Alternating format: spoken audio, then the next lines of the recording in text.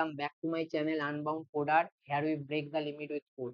So today we will solve lead code problem of the day 2657. Find the prefix common array of two arrays. तो question में क्या बोला है और short में आपको बोलता हूँ. सो टू एरे गिवन रहेगा. First array and second array is the permutation of the array. Both array are called permutation. Permutation means आपको अगर ए बी सी गिवन रहेगा तो उसको आप पी सी ए लिख सकते हो, सी बी ए लिख सकते हो. मतलब ऑल एलिमेंट रहेगा पर उसका ऑर्डर मेंटेन नहीं रहेगा, यही है. ठीक है.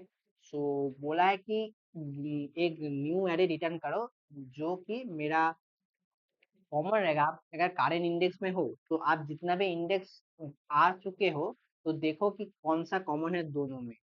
वो कॉमन काउंट, कितना कॉमन काउंट है वो आपको रिटर्न करना होगा. ठीक है. तो ऑलवेज आप सी, मैं आपको दिखा रहा हूँ एक एग्जांपल के साथ. ठीक है. सो मेरा एरे दिया है 1 2 3. ओके. 1 2 3.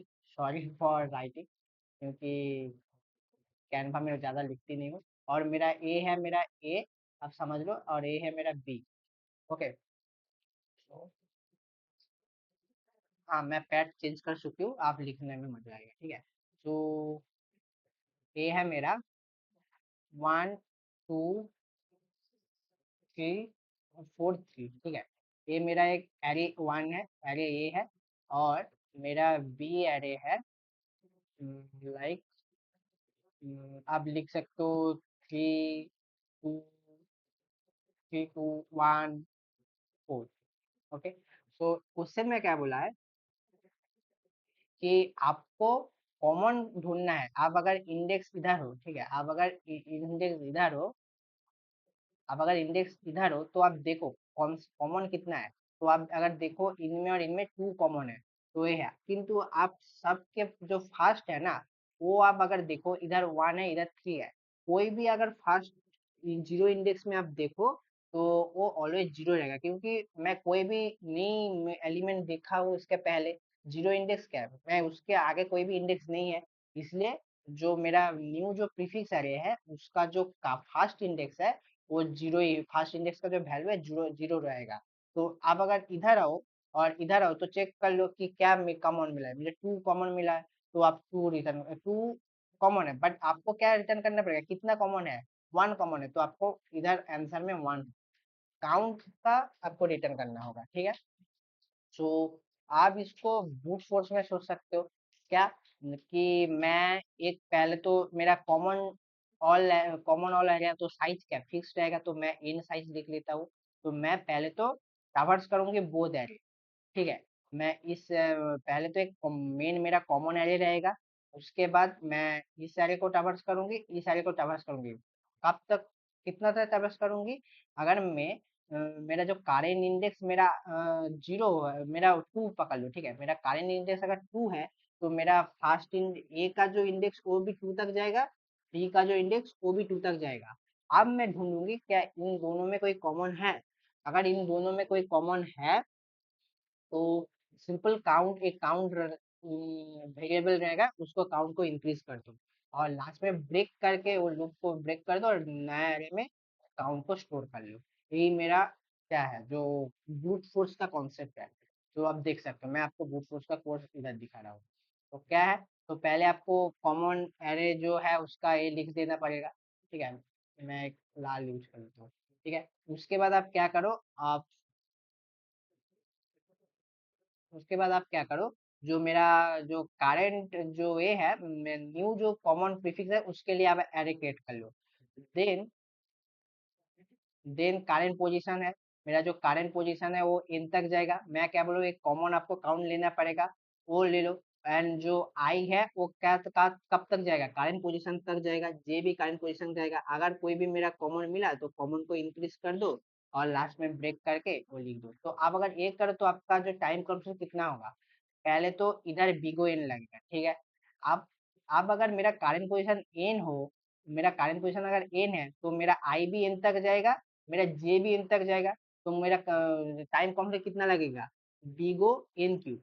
ओके. बीगो मेरा एन क्यूब लगेगा, बीगो एन क्यूब लगेगा. ठीक है. ओके. ज्यादा बड़ा होगा इसलिए राइटिंग बीगो एन क्यूब लगेगा. ओके, सो इसको आप बेटर कैसे कर सकते हो? कभी कई एक पे स्टोर कर लो, कोई भी एक नंबर, एक क्यों, दोनों एरे को आप स्टोर कर लो, ठीक है, दोनों एरे का जो नंबर है आप स्टोर कर सकते हो। तो ये अगर आपको लीड कोड में सबमिट करो तो ये भी एक्सेप्ट हो जाएगा, कोई ज्यादा सोचने वाली बात नहीं, ये भी एक्सेप्ट हो जाएगा, कांस्टेंट कम ही है, ठीक है। सो तो आप अगर बेटर सोचो तो क्या करोगे, आप एक सेट ले सकते हो, जो सेट में पहले सेम टू सेम एक फाइनल, एक मेन जो टावर है वो तो रहेगा। एंड पहले क्या जो आप देखो एक सेट में ले सकते हो, ठीक है, मेरा पहले वाले में 1 2 3 4 ऐसे नंबर रहेगा। देन उसमें भी सेकेंड एरे भी रहेगा उधर 2 1 2 3 4, ऐसे करके जब भी करेंट इंडेक्स में हो आप चेक कर लो कि मेरा कोई कॉमन है कि नहीं। अगर कॉमन है तो काउंट को सिर्फ इंक्रीज कर दो, एंड लास्ट में वही जैसा का तैसा सी का करंट पोजीशन मेरा कॉमन रिटर्न कर दो। मैं इधर आपको दिखा रहा हूँ, ठीक है, यही है मेरा बेटर। तो सॉरी ये बेटर नहीं है, सो यही मेरा बेटर है। तो पहले क्या, दो सेट ले लो, दो सेट ले लो, एलिमेंट ए और एलिमेंट बी स्टोर रहेगा। एक फाइनल जो करंट पोजीशन है उसको ले लो, एलिमेंट ए को करंट स्टोर कर लो, बी को स्टोर कर लो। और क्या करो, तो एक एलिमेंट ए को ट्रैवर्स करो, ठीक है, जब तक है तब तक एलिमेंट ए को ट्रैवर्स करो। मेरा इन नाम का एलिमेंट है, अगर मुझे एलिमेंट बी में एलिमेंट ए फाइंड हो गया तो मैं क्या करूंगी, काउंट को इंक्रीज कर दूंगी, कॉमन मिल गया मुझे, और लास्ट में वो जो कॉमन लिख दो उसके रिटर्न आंसर कर दो। तो इनमें टाइम कॉन्स्टेंट कितना लगेगा, एक फाइनल एरे है, ये फाइनल सॉरी फाइनल टावर्स है, बिगो एन, और मेरा नाम एलिमेंट है ए बिगो एन, तो क्या होगा मेरा बिगो एन स्क्वायर होगा। तो ये मेरा बेटर अप्रोच है। और सबसे ज्यादा जो ऑप्टिमल अप्रोच वो मैं पहले ही सोच चुकी हूँ, वही मैं आपको बता रहा हूँ। तो क्या करोगे आप पहले एक फ्रीक्वेंसी एरे ले लोगे, ठीक है, एक नहीं दो ले लोगे, एक तो फ्रीक्वेंसी ए के लिए ले लोगे और एक बी के लिए ले लोगे, ठीक है, फ्रीक्वेंसी ए के लिए ले लोगे और फ्रीक्वेंसी बी के लिए ले लोगे, ठीक है। उसको पहले जीरो से इंडेक्स, क्योंकि मेरा 50 तक है तो ज्यादा सोचने वाली बात नहीं, तो आप जीरो से ऑल इनिशियलाइज कर दो, ठीक है। और मेरा जो फ्रीक्वेंसी का साइज कितना होगा, साइज होगा n+1, क्यों होगा, क्योंकि मुझे जाना है 1 to n, ठीक है, सो n+1 इसलिए। तो पहले इसको जीरो ऑल से इनिशियलाइज कर दो, ओके। ओके, उसके बाद आप क्या करो, जो भी मेरा नंबर आप देखो फ्रीक्वेंसी ए में जो देखो वो उसका जो फ्रीक्वेंसी है वो बढ़ा दो, मतलब अगर 1 देखो तो 1 वाले इंडेक्स में 1 बढ़ा दो। अब अगर फ्रीक्वेंसी बी में आप देखो तो उधर 3 है, तो 3 में इसका साइज 1 कर दो, ठीक है। देन चेक करो कि मेरा जो फ्रीक्वेंसी ए का जो वैल्यू है, ठीक है, वो मेरा बी में फ्रीक्वेंसी ना, मेरा जो ए है वो बी में तो प्रेजेंट नहीं है ना, बी में प्रेजेंट नहीं है मतलब क्या, जो फ्रीक्वेंसी होगा बी का वो जीरो रहेगा, ए और आई का जो फ्रीक्वेंसी रहेगा वो बी में जीरो रहेगा, ठीक है। और तो अगर जीरो है तो कोई बात नहीं, अगर जीरो नहीं है तो क्या, काउंट को इंक्रीज कर दो, मुझे कॉमन मिल गया। फिर दोबारा चेक करो और एक के लिए कि मेरा जो बी का जो वैल्यू है वो ए में तो नहीं है, बट इधर चेक करने के लिए एक कॉमन चेक करना पड़ेगा कि मेरा ए और बी का जो वैल्यू है वो सेम नहीं होना चाहिए, अगर सेम है तो सही कॉमन ही है ना, वो तो पहले ही मैं चेक कर चुकी हूँ, ठीक है। तो ये फंडा, लास्ट में कॉमन आप काउंट को रिटर्न कर दो, ओके। ओके, तो मैं आपको डायरेक्ट कोड में इधर दिखा हूँ। तो पहले तो दो एरे ले लो, फ्रीक्वेंसी ए और फ्रीक्वेंसी बी, ओके। एंड जब टावर्स करो उसका जो मैं बोला उसका फ्रीक्वेंसी इंक्रीज कर दो, फ्रीक्वेंसी इंक्रीज कर दो। पहले चेक कर लो मेरा जो ए का एलिमेंट है वो बी फ्रीक्वेंसी बी में तो नहीं है ना, अगर नहीं है तो काउंट इंक्रीज, अगर है तो काउंट इंक्रीज कर दो, ठीक है।